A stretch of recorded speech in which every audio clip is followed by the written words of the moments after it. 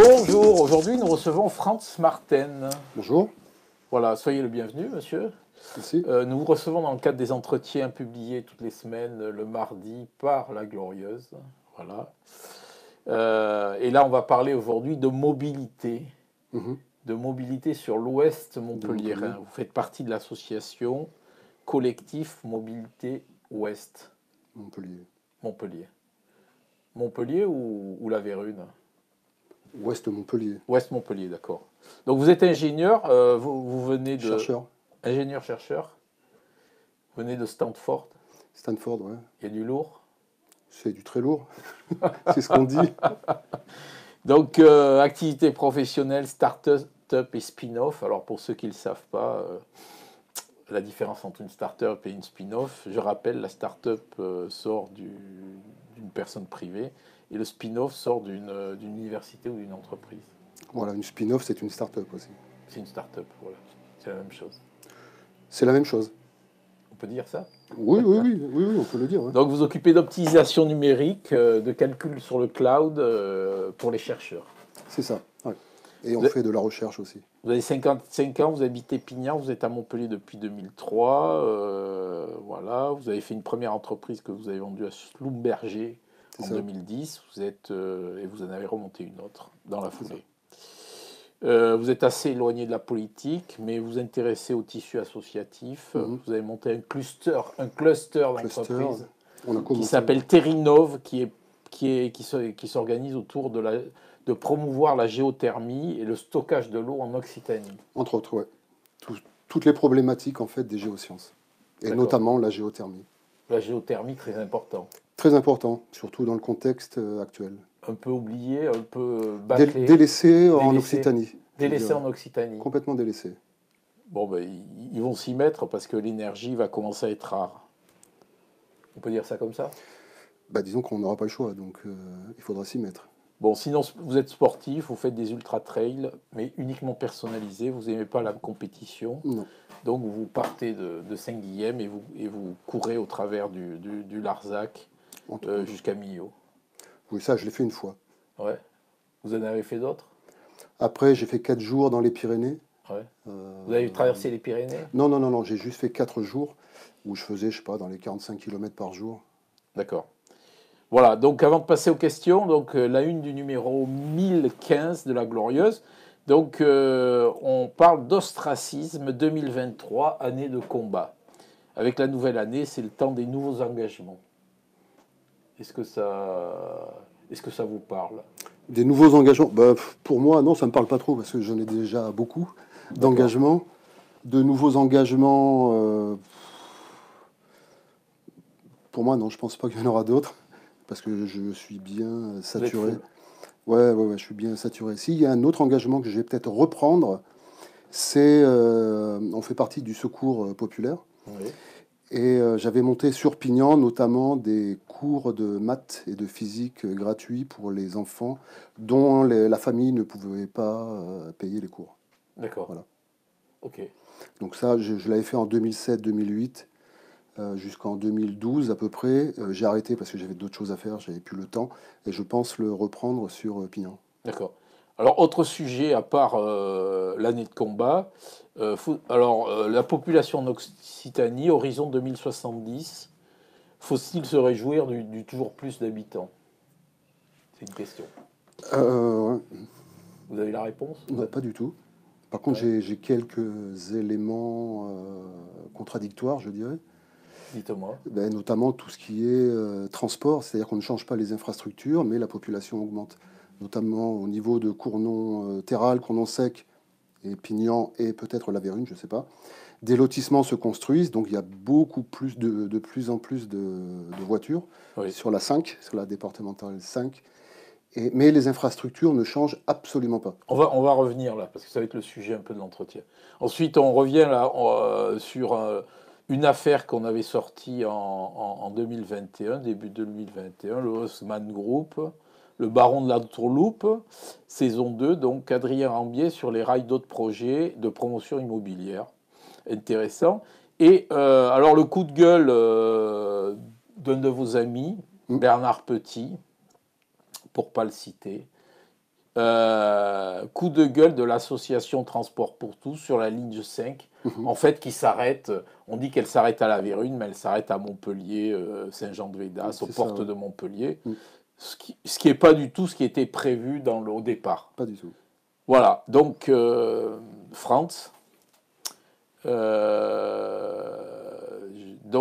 ligne 5 n'est pas du tout conforme à l'enquête d'utilité publique qui disait arriver jusqu'à La Vérune, qui entérinait un budget et un trajet.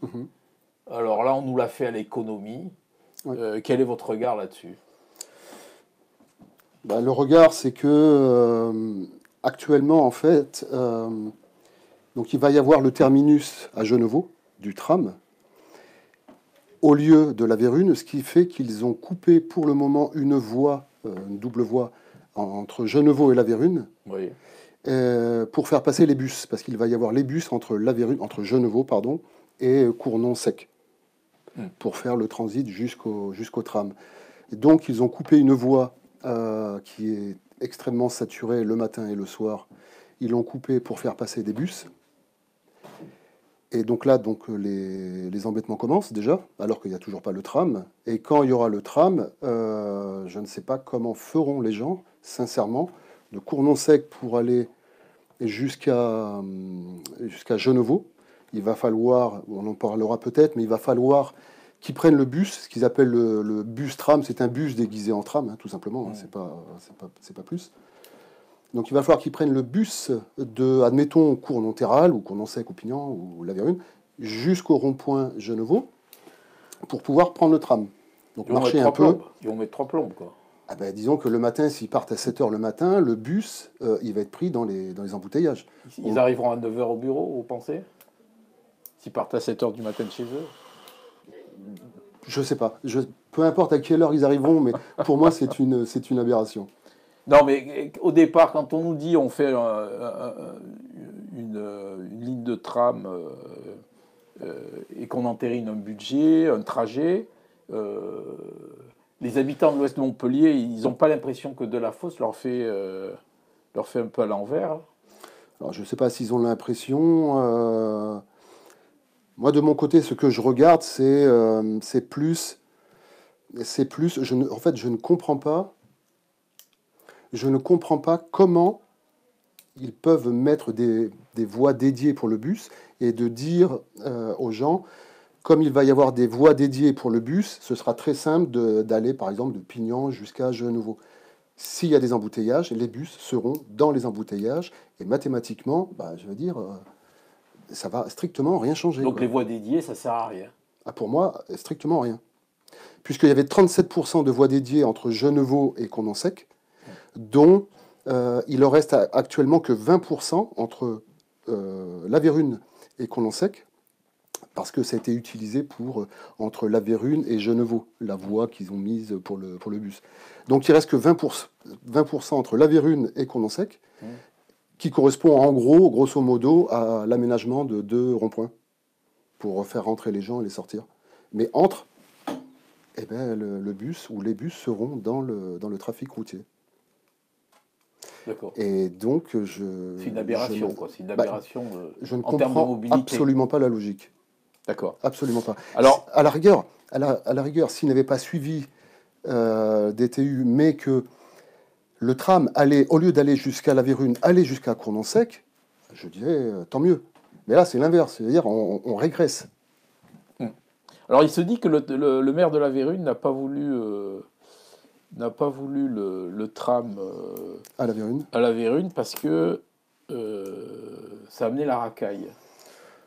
C'est ce qu'on dit. Alors après, je ne sais pas s'il a réellement dit ça, mais de toute façon, il a, quoi qu'il en soit, il a poussé pour que le tram n'aille pas à La Vérune.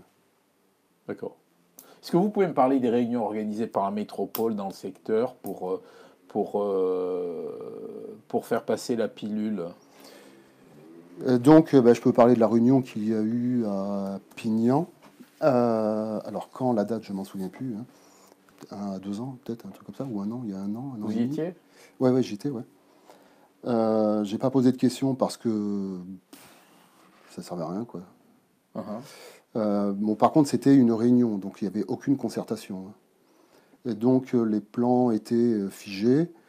Ils ont tout fait pour expliquer que les bus entre Condon-Sec, le plus loin en gros, et jusqu'au rond-point de Genevaux, allaient passer par des itinéraires dédiés et donc éviter la circulation. Donc certainement que les gens l'ont cru. Il n'y a pas eu beaucoup de rébellion, je dirais. Donc apparemment la pilule est passée auprès de tout le monde. Après on verra l'usage, hein. Je pense que c'est une énorme erreur, quoi. Peut-être que plus tard, ils voudront faire le tram, mais le plus tard, à mon avis, il faut le commencer exactement maintenant, quoi. On fait une ligne de tram, et bien on l'a fait, je veux dire, on met les moyens, et on l'a fait jusqu'à Condon-Terral. On a l'impression que ce qui se passe, c'est comme ce qui s'est passé avec Fresh pour Palavas. On arrête le tramway 1 kilomètre avant Palavas. Alors, et là, on arrête le tramway d'un côté au rond-point Girac. Et on le rabiote pour pas aller jusqu'à Clapier, et là de l'autre côté on l'arrête au rond-point de Genevaux pour pas aller jusqu'à la Vérune, Nick Pignan. Ouais, disons que c'est pour faire des économies. C'est à l'économie. La différence avec Palavas, c'est que Palavas ne faisait pas partie de la métropole. Et la Vérune, Pignan, Condon-Sec, Condon-Terral font partie de la métropole. Donc on paye les impôts comme tout le monde, ceux qui sont à l'est, ou à l'ouest, au nord, au sud. Qu'est-ce qu'il aurait fallu faire avec le rond-point de Genevaux, à votre sens, vous qui êtes écologiste, pas écologiste, mais enfin, vous intéressez au problème de l'écologie, quoi. Ce qu'il aurait fallu faire, c'est tout simplement continuer. Enfin, pour moi, c'était évident, c'est continuer le tram au moins jusqu'à Condon-Sec. Pas le faire jusqu'à la Vérune, ce qui n'est pas le cas actuellement de toute façon, mais de continuer jusqu'à Condon-Sec. Comme je le disais au début, il y a beaucoup de lotissements qui sont en train de fleurir entre la Vérune et Condon-Sec. Et donc, il va y avoir de plus en plus de voitures, et donc le tram va devenir indispensable. Parce que ce que j'ai lu, c'est qu'il y avait une histoire de pont là, à construire sur la Mosson, et qui finalement, ne pas construire le pont, c'est faire des économies, quoi. Oui, si c'est une question d'économie, c'est sûr qu'on peut arrêter même le tram à quelques kilomètres avant Genevaux, hein. On a l'impression que l'Ouest trinque. Moi, j'ai cette impression, oui. Alors, je parle un peu en connaissance de cause, puisque avant, je travaillais sur Grabel, en gros, sur les hauts de Grabel. Ouais. Donc, je pouvais y aller à la rigueur en vélo ou en courant, en me rapprochant, évidemment. Et ensuite, la boîte pour laquelle je travaillais a déménagé sur le parc IBM. Et donc, le premier jour, j'y étais en voiture, parce que IBM, c'est à l'opposé de Pignan. J'ai mis 1h, 1h15, 1h20 pour y aller en voiture. Il y a 24 km. Donc j'ai pas fait la vitesse, mais... Parce que l'impression qu'on a en circulant un peu à l'ouest de Montpellier, c'est qu'on construit à tout va. Je prends l'exemple de Saussan. On construit à tout va, et sur les routes, on peut pas se croiser. Ouais. Donc d'un côté, c'est la fête aux promoteurs, et d'un autre côté, on a l'impression que les infrastructures ne suivent pas. C'est ça, notamment en parlant de Saussan. Donc, comme je disais, comme je mettais 1h15, 1h20 pour aller au parc IBM de Pignan, donc j'ai décidé de le faire en vélo. Mais en partant non pas de Pignan, parce que sinon je ne serais pas en train de vous parler en ce moment, je serais mort, je pense, écrasé par les voitures, mais en partant de la maison d'arrêt à Villeneuve-les-Maguelones. Donc j'allais en voiture jusqu'à Villeneuve, en gros, les Maguelones, où là c'était la grosse galère en voiture parce qu'il y a 2 rétrécissements. Je ne sais pas si vous y êtes déjà passé là. Il y a 2 rétrécissements en voie unique. Et donc tout le monde attend que les autres passent. Ça chauffe. Pour aller à Villeneuve-les-Maguelones, ouais. De Pignan. De Pignan en passant par Saussan, ouais. Et voilà. Et donc je mettais en gros 25 minutes pour y aller en voiture jusqu'à la maison d'arrêt, alors qu'en vélo, je pense qu'on aurait mis le même temps, hein, en vélo. Hein. Et de là, j'y allais en vélo en remontant le Lez jusqu'à le parc IBM. Et donc, je faisais 20 km aller, en gros, 20 km retour, mais au moins, j'étais vivant, quoi. D'accord. Et donc, voilà, alors que s'il y avait eu le tram qui a mené vers d'autres, de Pignan vers d'autres d'autres stations, bon, ben voilà, j'aurais pris le tram, simplement, quoi. Est-ce que vous sentez qu'on a perdu du temps avec Philippe Sorel au niveau de ce tram? Parce que il a construit la circulate de Montpellier, là, Mm. le petit bout de tramway, le petit bout de ligne, là, petit bout de ligne là, qui, soi-disant, va être utilisé pour la ligne 5. Quel est votre regard là-dessus? Alors, je me souviens plus des dates, mais il me semblait que la ligne 5 devait être terminée en 2017 ou un truc comme ça, non? Ou commencer en 2017? Oui, commencez. Commencer en Ouais, ouais. 2017. Et bon, bah, ça a pris énormément de retard. Énormément de retard. Et maintenant, bah, on en paye les pots cassés, hein, puisqu'il y a de plus en plus de voitures. L'Ouest est complètement congestionné. Et Combien de temps il vous faut pour, en voiture de Pignan au millénaire où vous travaillez? où je travaillais, Vous travaillez. 1h15 à peu près, suivant l'heure où on part, hein. Pourquoi les politiciens se projettent toujours à court terme? Alors ça, c'est une bonne question. Je crois que c'est dans tous les domaines, ils se projettent à court terme. C'est peut-être électoraliste, je sais pas, mais je sais pas. Je sais pas du tout. Et préparer l'avenir, c'est faire quoi en matière Ah bah c'est à de 20-30 ans, quoi. mobilité et d'écologie? Ah, l'écologie, je sais pas trop, mais du point de vue des énergies, c'est tout simplement limiter la consommation d'énergie en utilisant le pétrole ou le gaz. Et donc, c'est de partir peut-être sur des transports en commun électriques ou des transports qui ne dégagent pas de CO2, dont je pense au vélo. Pourquoi les pistes de vélo à Montpellier ont été faites à l'arrache, sans Alors, je suis pas montpelliérain, enfin, globalement, enfin, mais j'avais quand je dis l'impression... montpelliérain, je dis la métropole, hein. Ouais. Bah, j'ai eu l'impression, alors peut-être c'est une erreur, hein, j'ai eu l'impression que ces pistes ont été dessinées, imposées juste avant les élections municipales. Oui, c'est ça. Donc Il y c'était a eu la plus... frénésie voilà, c'est ça. avant Ouais. les élections, Ouais. et après les élections, c'est Alors, parti je en... pense que Sorel s'est rendu compte de son énorme erreur en disant je ne vais pas faire des pistes cyclables pour deux pelés ou je ne sais plus trop quoi. Un des deux, D'où là. le hashtag je suis un des deux. Ouais. Et donc je pense qu'il s'en est mordu les doigts et pour essayer de gagner un certain électorat, il a commencé à mettre peut-être ce genre de pistes cyclables en bloquant les routes. Et donc, bon, ça évidemment, ça se prépare, ça se réfléchit, ça se discute avec les personnes pour ne pas l'imposer, mais plus l'accepter, quoi. Moi, je le vois comme ça. Bon, je ne suis pas montpelliérain, donc j'aime pas passer dans Montpellier, donc j'y passe très rarement. Vous contournez Montpellier à chaque Ah, fois? je contourne Montpellier tout le temps, ouais. Ouais, ouais. Je passe très rarement en vélo à Montpellier. Alors en voiture, jamais. En tram, de temps en temps. Et enfin, de temps en temps, oui, en tram, oui, j'y passe. Enfin, j'y vais. En vélo, j'évite parce que c'est assez dangereux. Entre les rails, on peut se prendre les roues dans les rails. Entre les voitures, quoiqu'il y en a un peu moins maintenant. Les piétons. Pourquoi trouvez-vous que c'est dangereux de circuler à vélo à Montpellier? À part les rails, parce que bon... Ouais. Non, non, mais je parle au niveau des routes, au niveau de des certains pistes cyclables? tronçons. Ben, disons que Montpellier, moi, Montpellier en moyenne, plus la métropole, j'appelle ça la ville spaghetti. Parce qu'il y a des pistes cyclables qui commencent, hop, ça s'arrête, Ouais, ouais. ça reprend, je ne sais pas pourquoi, hop, c'est plus une piste cyclable, mais juste une bande Ouais. cyclable, hop, ça s'arrête, on ne sait pas pourquoi. Il y a un trottoir, on ne les prend pas, sinon on se fait insulter.